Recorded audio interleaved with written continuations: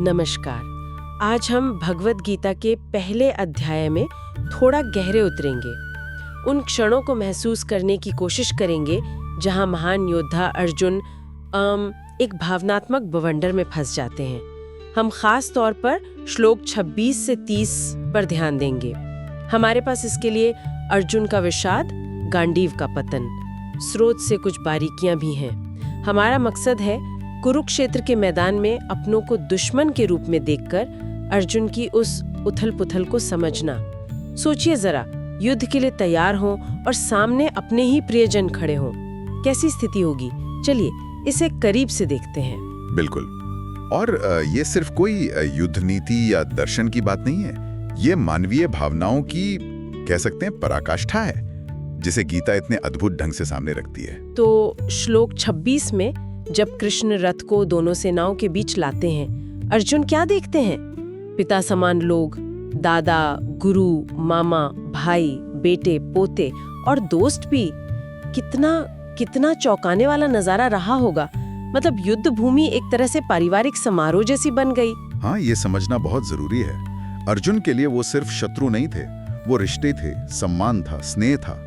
और इस दृश्य ने वो जो युद्ध की एक अमूर्त सी धारणा होती है ना, उसको एकदम व्यक्तिगत बना दिया, एक असहनीय पीड़ा में बदल दिया। सही कहा। ये दिखाता है कि कर्तव्य का पथ कितना कठिन हो सकता है जब वो भावनाओं से टकराता है। और ये लिस्ट श्लोक 27 में और लंबी हो जाती है। आपने ससुर और करीबी दोस्त भी दिखते हैं उन्हें। इन सभी को, मतलब अपने ही बंधु बांधवों को युद्ध के लिए तैयार देखकर कहते हैं अर्जुन बहुत ज्यादा करुणा से भर गए। यहाँ से तो युद्ध का मतलब ही बदल गया होगा उनके लिए। निश्चित रूप से वो विजय की इच्छा, वीरता का जोश, सब पीछे छूट गया। अब सामने क्या था? अपनों के विनाश का डर, वियोग की पीड़ा। देखो, जब दुश्मन अपरिचित हो तो शायद लड़ना फिर भी आसान हो, पर जिनसे प्रेम हो उन्हें मारने का विचार ही आत्मा को कंपा देता है। और यही करुणा असल में उनके अंदर के द्वंद्व का बीज बनी। और इसी भारी मन से श्लोक 28 में अर्जुन कृष्ण से अपना दुख कहते हैं, हे कृष्ण, अपने ही लोगों को युद्ध के लिए यूं सामने देखकर मेरे अंग शिथिल हो रहे हैं। मैं इनसे युद्ध क्यों करूं? पर क्या ये सिर्फ दुख था या कुछ और गहरा था इसमें? ये एक बहुत महत्वपूर्ण बिंदु है। अर्जुन जिसे करुणा कह रहे हैं ना, वो असल में गहरा मोह है, आसक्ति। और ये मोह एक मानसिक जाल जैसा बन गया था, जो उनके क्षत्रिय धर्म की स्पष्टता को धुंधला कर रहा था। अच्छा। तो ये दिखाता है कि कैसे व्यक्तिगत संबंध कभी-कभी कर्तव्य पथ में सबसे बड़ी बाधा बन सकते हैं। एक तरह से कहे तो युद्ध शुरू होने से पहले ही अर्जुन अपने मन में हार रहे थे। और इस मानसिक उथल-पुथल का असर फिर उनके शरीर पर भी दिखने लगता है। श्लोक 29 में वर्णन है। वे कहते हैं, मेरे अंग ढीले पड़ रहे हैं, मुंह सूखा जा रहा है, शरीर में कंपन है और रोंगटे खड़े हो रहे हैं, जैसे शरीर भी विद्रोह कर रहा था। बिल्कुल। ये जो शारीरिक लक्षण है ना, ये किसी बाहरी चोट या थकान के नहीं है। ये अंदरूनी भावनात्मक और मानसिक पतन के साफ संकेत हैं। शरीर बस आत्मा की उस गहरी दुविधा और भय को दर्शा रहा था। मन और शरीर दोनों जैसे एक साथ कह रहे थे, ये युद्ध मुझसे नहीं होगा। अर्जुन की ये जो अंदरूनी लड़ाई है, वो श्लोक 30 में एकदम चरम पर पहुंच जाती है, जब उनका शरीर और मन दोनों ही जैसे जवाब दे जाते हैं।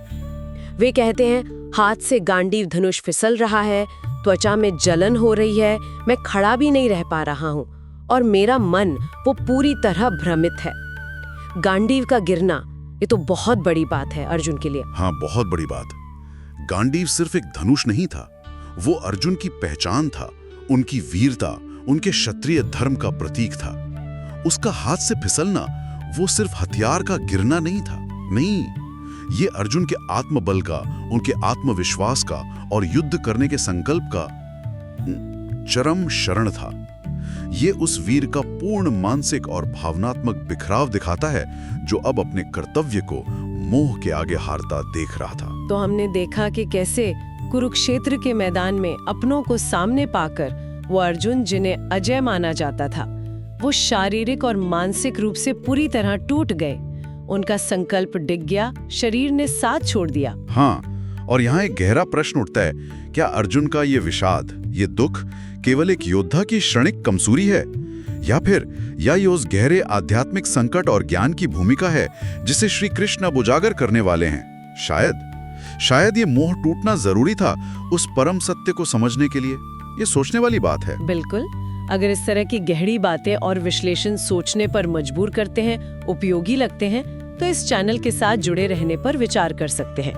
ज्ञान की ऐसी यात्राओं पर साथ चलने से सबका फायदा ही है और इसमें किसी का कोई नुकसान तो है नहीं। ज्ञान का आदान प्रदान तो निरंतर होते रहना चाहिए। जय श्री कृष्ण। अगर आपको ये वीडियो पसंद आया हो तो इसे लाइक करें, अपने परिवार और दोस्तों के साथ जरूर शेयर करें और कमेंट करके बताएं आपको क्या अनुभूति हुई।